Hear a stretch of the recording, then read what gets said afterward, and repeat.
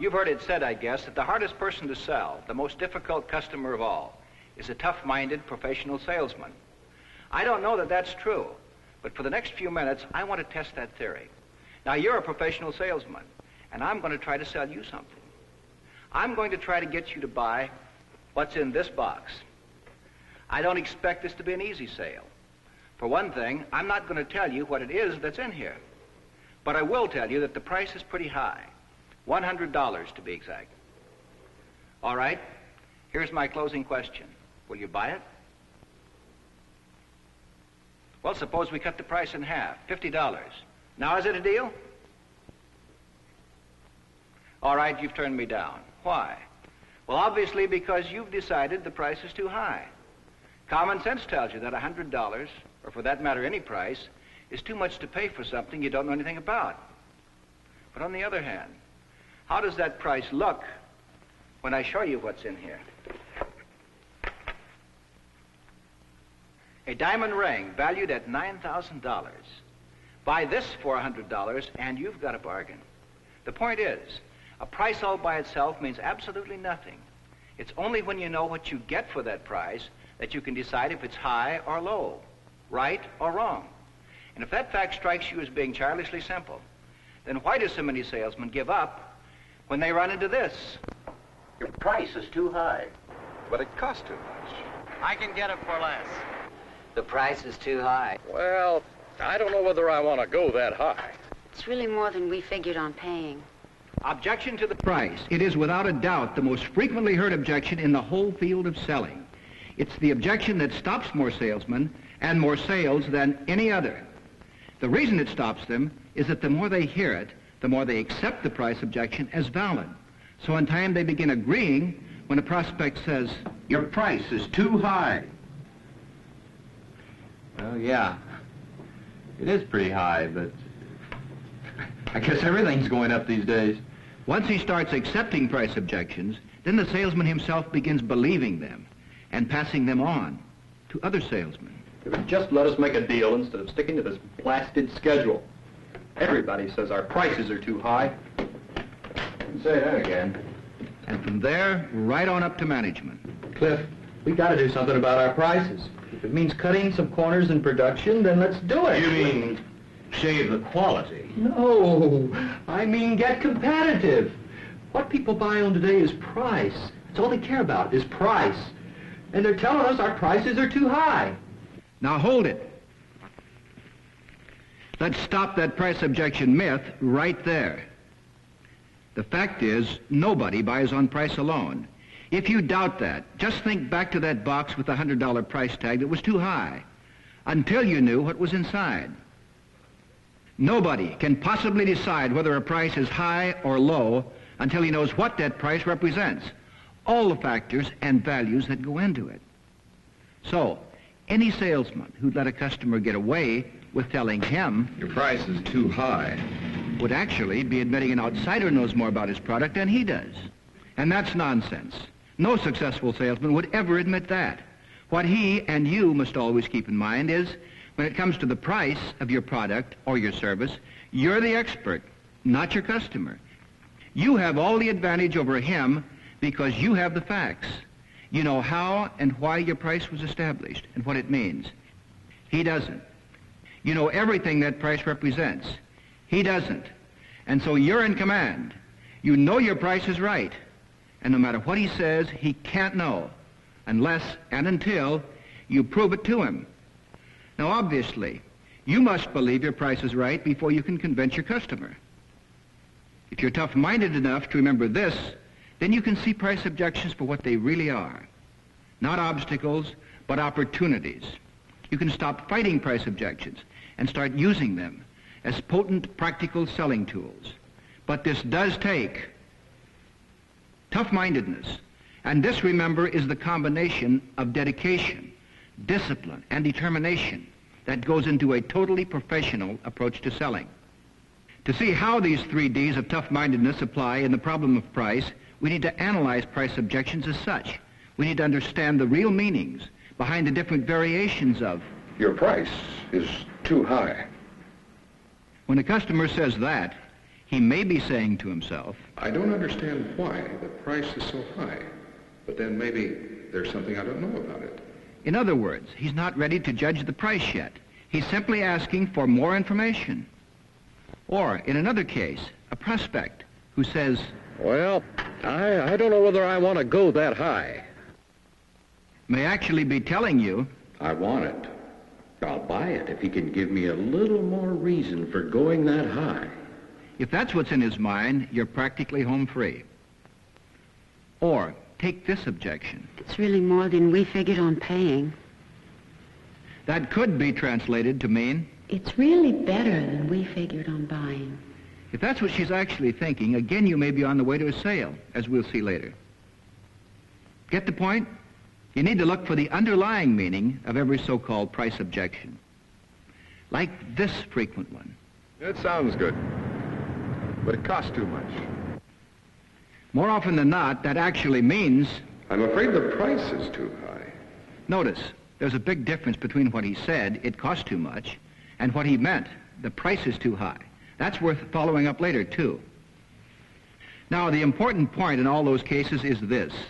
In not one did the price objection represent an actual turndown. On the contrary, every objection could have been taken as an invitation to move ahead to a sale. Simply by answering that objection, you could have proved the price was right. And to make a sale, the two things you have to prove are that your product is right and your price is also right. It's as simple as that.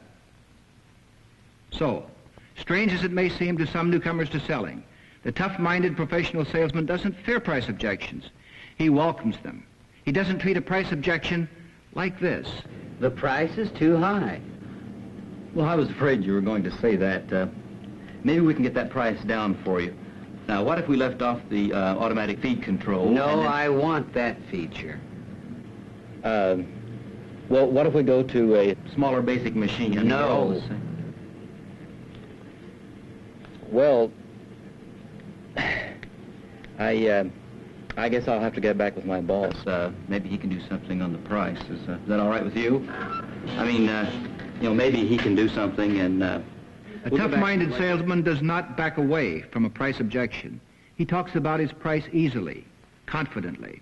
He never apologizes for his price. Instead, he uses a price objection to close a sale. The price is way out of line. Well, that's a relief. Oh, what? I mean, we're agreed then that this is what you really want, right? Now, wait a minute. So the only thing stopping you is the price. That's what I say. The price is... So if I can show you how much more you'll get in actual money's worth for the difference between this that you want and something cheaper, will you give me an order? Well, but... Well, yeah, but... Great. Look here. And he's in the home stretch. All right, so I've said, price objections can be turned into highly effective sales tools. Now I want to show you specifically how you go about that in a tough-minded, professional way. You do it mathematically, by the old classic process of adding, subtracting, multiplying, and dividing. These are the mathematics you use in proving your price to the customer. Addition. Add up all the benefits he gets from your product, the actual, tangible values. Subtract those benefits that he cannot get in a cheaper, competitive product. Multiply by all the intangibles of quality and satisfaction that your price includes. And divide your price into small units of longer lifetime cost. You can use any or all of these processes, depending on the situation, in proving that your price is right. Now let's go back and apply them to those 4 price objections we just considered. Number 1 came from this customer. Mr. Dean, the machine is all set up and we can take all the time we need. I think you're going to like this system. How much is it? Well, you get right to the point, all right. But before we discuss price, let me show you some of the... No, how much? Okay, Mr. Dean. The price of this system is $3,300. Your price is too high. Remember, we said that could be translated. I don't understand why the price is so high. But then maybe there's something I don't know about it. So the process of mathematics begins. Yes, sir, that does seem like a lot of money. But let me show you why the price is not high. but actually very low in terms of all you get for that money. From my survey, we determined that a visual audit feature was needed. Is that right?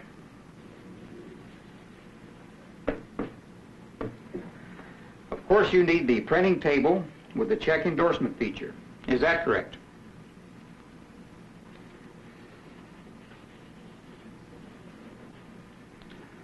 We also agreed that you wanted the void control and the one-item even change, right?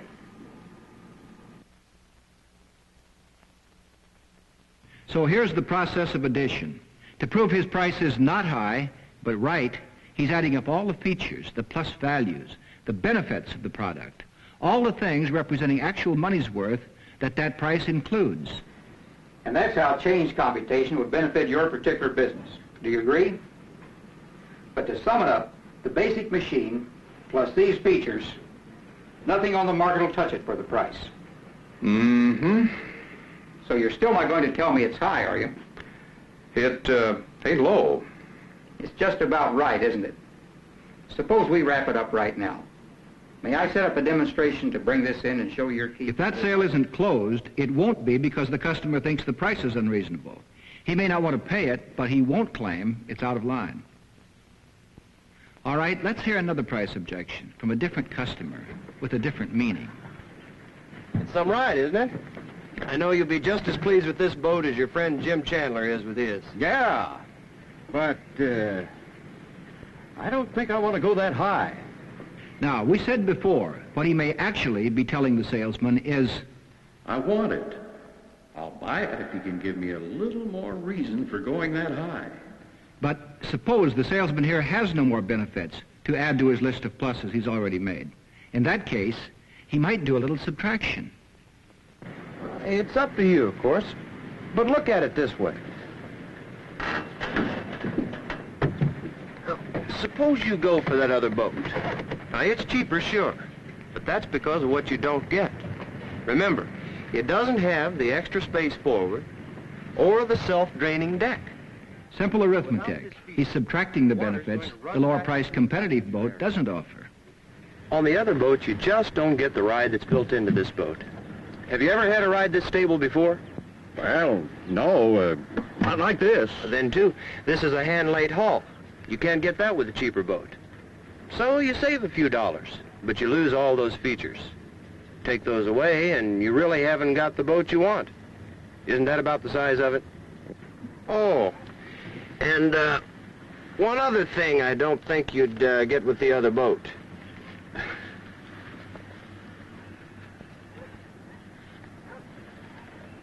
But it doesn't fit. Will you sign the order if I get you one that does? That's how to use subtraction to sell your price.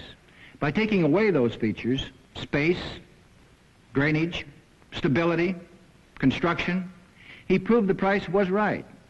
So much for that price objection. Then there was the third variation we heard on the theme of high price.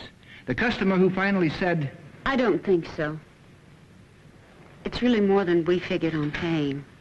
And we said before, that's another way of saying, It's really better than we figured on buying. if that's what she really means, then what seemed to be a price objection really isn't that at all. So watch how this is handled. Just how much this extra expenditure would buy for you? We really hadn't given it much thought. Well, believe me, I don't want to sell you more than you need or want. Assuming she has given her sales story, she's now going to use multiplication. She multiplies the intangibles of what she's selling. Intangibles such as reputation. When you buy the best, you get that extra investment back many times over in a lot of important ways. The reliability that we've built our reputation on. Our company has been selling quality carpets for many years, and that reputation is very... Multiply by the intangible of knowledge. Your knowledge of your product. But this is less expensive for a very important reason. Just feel the difference between these two carpets. The features of this carpet are on the back, but the real story of quality is inside where you can't see it. Now, I'd like to tell you a few things about how carpets are made. Multiply by the intangible of confidence, which you create, integrity, that you demonstrate. In all good conscience, I couldn't sell you this carpet. Although it's a popular brand, I know you wouldn't be happy with it. With your active family of 3 teenage sons, you need something with much more durability. The intangibles are multiplied to create peace of mind. It's impossible to put a price tag on all this, but I promise you, it's worth many times the difference between what you'd pay for this and what you'd spend for the second or third or fourth best. Wouldn't you agree? Yes, I would. We'll take it. So that's multiplying by the intangibles of quality to prove the price is right. She reassured the customer, created confidence in her product and in herself, convinced them she was looking after their best interests. All right. Then we saw the fourth objection on the grounds of price. He was this man. We can have this machine to you by Thursday. Is it a deal? Well, it sounds good, but it costs too much. Now, there's a good chance that what he said is not what he means. And it's up to the salesman to find out. You say it costs too much, or you think the price is too high? Yeah. Well, which? What do you mean, which? It costs too much. The price is too high. Oh, there's a big difference, Mr. Collins, between cost and price. Price is what you pay just to get this lift truck. Cost is what you pay to put it to work over its whole lifetime. Price is just a part of cost. Well, if you want to get technical. Well, it's important. Here, let me show you. Our price is about 5 to 10% above our next competitor, for all the reasons that I've told you about. Heavy-duty chassis, axle, serviceability, operator safety and comfort, for all those reasons. By paying the higher price, you're actually buying yourself lower cost. He's already added up the benefits. Now's the time to use division. By paying that higher price, you get at least twice the length of service with about half of the maintenance requirement. Now, divide our price over those extra years of trouble-free service, and you'll find that this truck actually costs you much less per year over its lifetime than anything else on the market, no matter how cheap those other prices may look to begin with. You want to put that in writing? It is in writing. There. These are actual operating costs for owners of this machine. Notice the resale values, too. Hey, I know this guy. You mind if I check with him? I hope you do. There's nothing like a satisfied owner or customer. To prove your price is right, divide it into units of lifetime cost. Convince him that initial price is only part of his real cost, and that a higher initial price leads to lower total cost. Never let your customer confuse price and cost. All right, then. What this all proves: to sell your price, add, subtract, multiply, or divide. Remember, you may use one or more of these techniques to overcome the so-called price objection. So-called because frequently the customer knows what he's getting, but he tries to test the salesman, get him to lower his price in spite of the facts. With safety locks on all doors, I estimate the entire cost of the security system at a little over $2,800. It's a good investment. Sure. Just one thing, though. I can get it for less. To a tough-minded salesman, what that really means is... Maybe I can scare him into cutting his price. But being tough-minded, he doesn't scare. No, sir. I don't believe you can get this for less. Oh, come on. I mean it. That price is firm. Company policy. And for a very simple reason. Listen, if we cut that price, we'd have to cut the standards, material and workmanship. We just won't do that. Well, what I mean is, I can get just about the same thing for a lot. But you can't. Not the same thing. Not by a long shot. Sure, you can buy something that looks kind of like this for $500 less. $500 is $500. And you know what you wouldn't get for that $500 saving? Here it comes. Subtraction. The minus factors of buying cheaper. You wouldn't get armored wiring or shielded switches. You wouldn't get this backup system. Okay. I'm just showing you.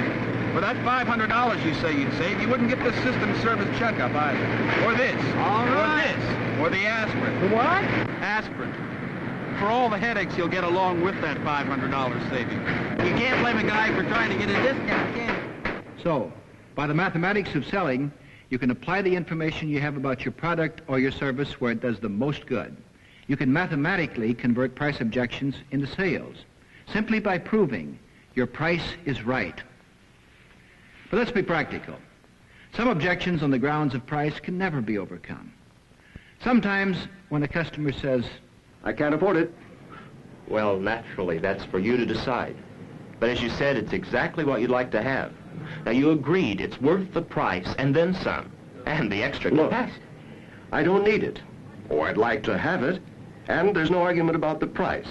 It's just that I can't afford it. What you mean is What I mean is, I haven't got the money. And no amount of mathematics can get you over that price obstacle.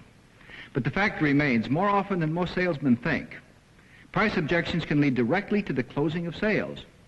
They represent not obstructions, but opportunities.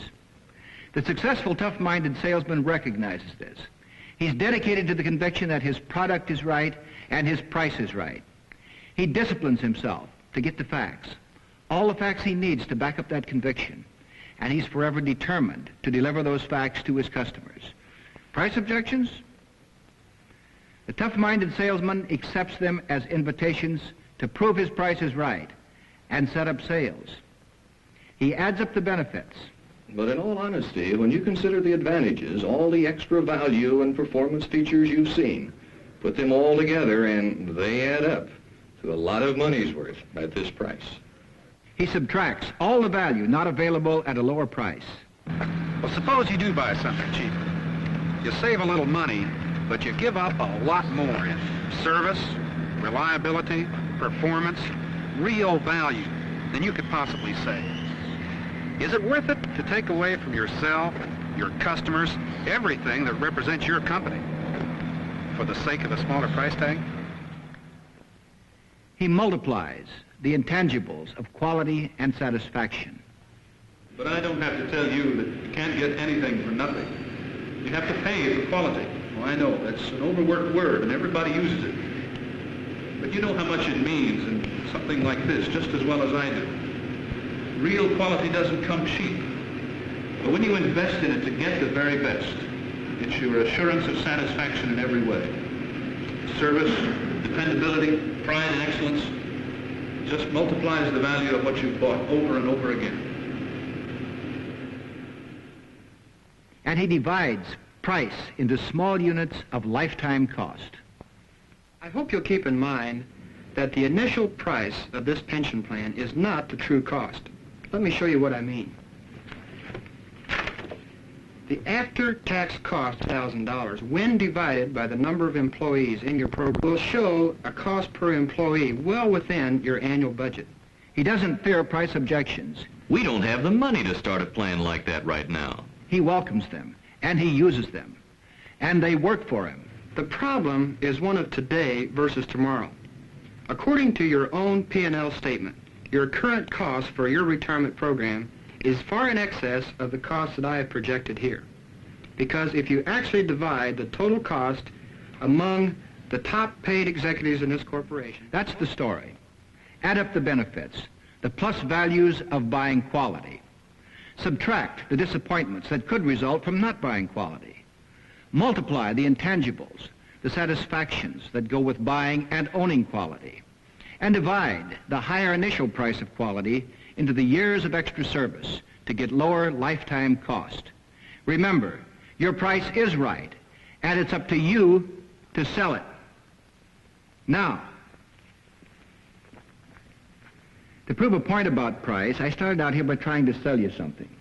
For obvious reasons, you didn't buy, so I'm going to try again. But this time, I'll do it right.